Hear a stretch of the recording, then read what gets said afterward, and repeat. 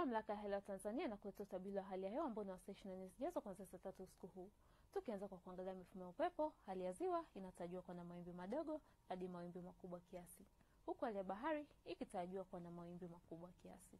Na viashiria vya mvua vinaonekana kuendelea katika maeneo mengi hapa nchini, huku Mamlaka ya Hewa Tanzania ikitoa angalizo la matarajio ya vipindi vifupi vya mvua kubwa katika maeneo machache ya mkoa wa Tanga, mkoa wa Dar es Salaam, Morogoro, Pwani ikijumlisha visiwa vya Mafia, Lindi, Mtwara pamoja na visiwa vya Unguja na Pemba. Wakazi wa maeneo hayo ni vyema kuchukua hatua stahiki. Na kwa usiku huu ni matarajio yetu katika maeneo ya magharibi mwa nchi, ukanda wa Victoria pamoja na pwani ya kaskazini panatarajiwa kuwa na hali ya mawingu kiasi, mvua na ngurumo katika maeneo machache. Huku nyanda za juu kaskazini mashariki pakitarajiwa kuwa na hali ya mawingu kiasi, mvua katika maeneo machache. Pwani ya kusini pakitarajiwa kuwa na hali ya mawingu, mvua na ngurumo katika maeneo machache.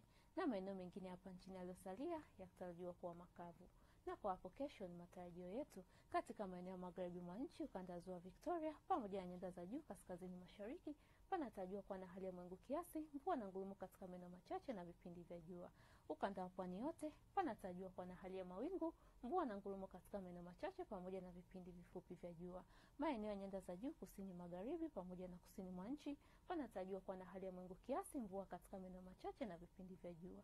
Huku kanda ya kati panatarajiwa kuwa na hali ya mawingu kiasi pamoja na vipindi virefu vya jua.